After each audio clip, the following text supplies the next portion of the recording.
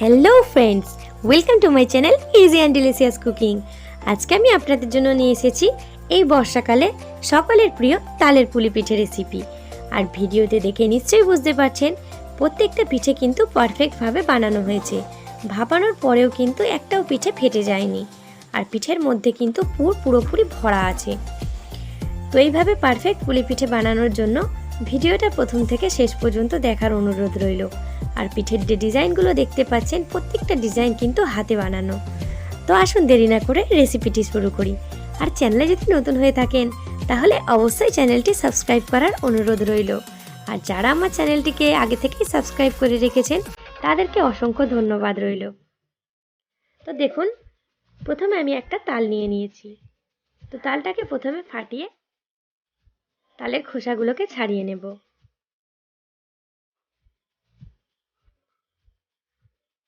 তো একটা তালের আটি থেকে আমি খোসাগুলোকে ছাড়িয়ে নিলাম।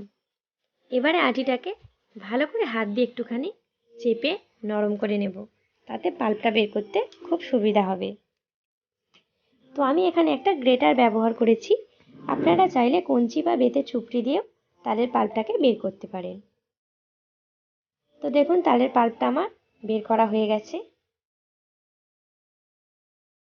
তো তালটা যখন ছড়া হয় তখন কিন্তু এর মধ্যে কিছুটা তালের রোয়া অংশ চলে যায়। তো সেগুলোকে আলাদা করার জন্য আমি তালের পাল্পটাকে পরিষ্কার করে ছেঁকে নেব। তো তার জন্য আমি নিয়েছি একটা পরিষ্কার সাদা কাপড়। তারপরে এর মধ্যে তালের পাল্পটাকে আমি ঢেলে নিচ্ছি। তো যেই কড়াইটাই করে আমি তালটা গরম করব সেটার মধ্যে আমি একেবারে ছেঁকে নিচ্ছি।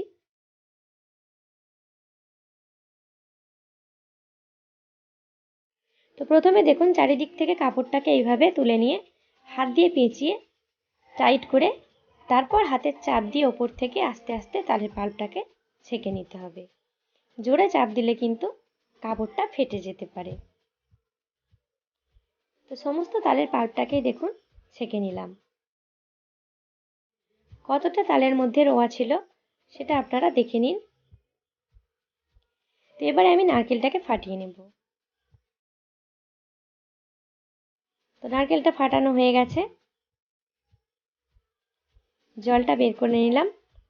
এবারে আমি একটা কোড়ানি দিয়ে নারকেলটাকে কুড়িয়ে নেব।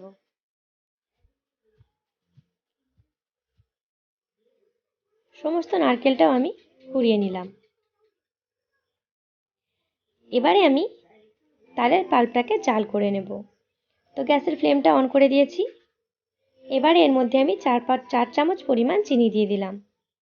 তাতে পিঠের যে ডোটা বানানো হবে সেটা একটু মিষ্টি ভাব হবে।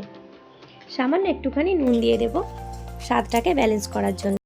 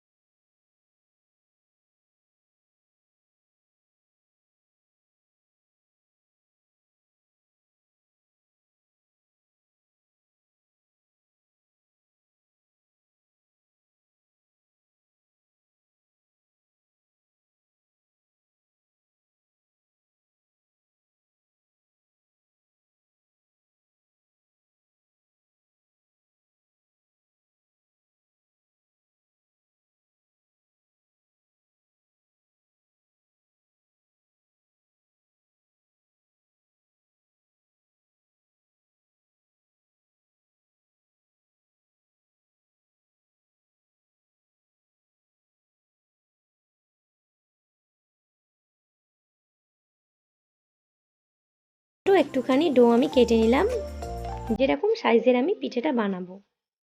তো এবারে প্রথমে পিঠের বাটিটা বানিয়ে নিচ্ছি। তো ডোটা যদি খুব সুন্দরভাবে বানানো হয় তাহলে কিন্তু বাটিটাও খুব ভালোভাবে বানানো যায়। তো দেখতেই পাচ্ছেন আমার বাটিটা কতটা সুন্দর করে বানানো হয়েছে।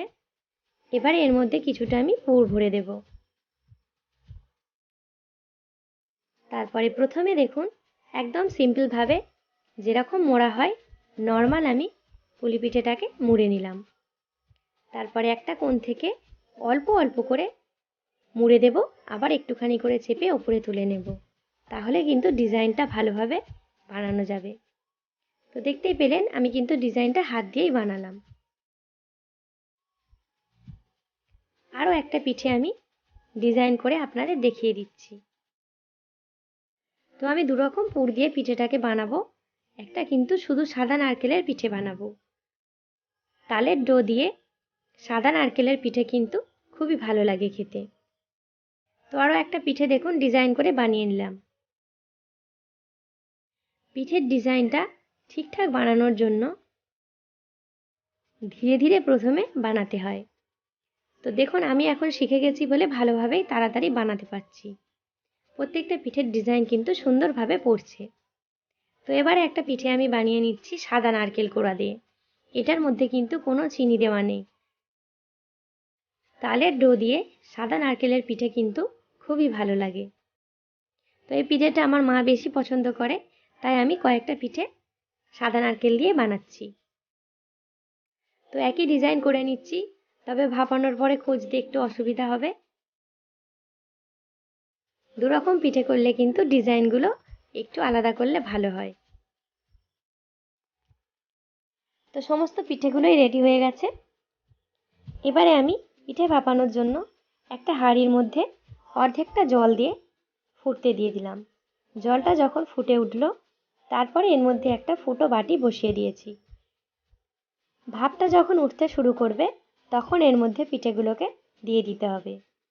ভাপ ওঠার আগে যদি পিঠেগুলো দিয়ে দেওয়া হয় তাহলে কিন্তু ভেঙে যাবে। তো এবার আমি একটা চাপা দিয়ে দেব। 20 থেকে 25 মিনিট আমি ভাপিয়ে নিলাম। তো যেহেতু গরম তালের মধ্যে ডোটা বানিয়েছিলাম তাই কিন্তু 20 মিনিটেই আমার পিঠেটা রেডি হয়ে গেছে। তো আঙুল দিয়ে চেপে দেখলে দেখুন আঙুলটা কিন্তু উঠে যাচ্ছে, তাহলে বুঝতে হবে যে পিঠেটা হয়ে গেছে।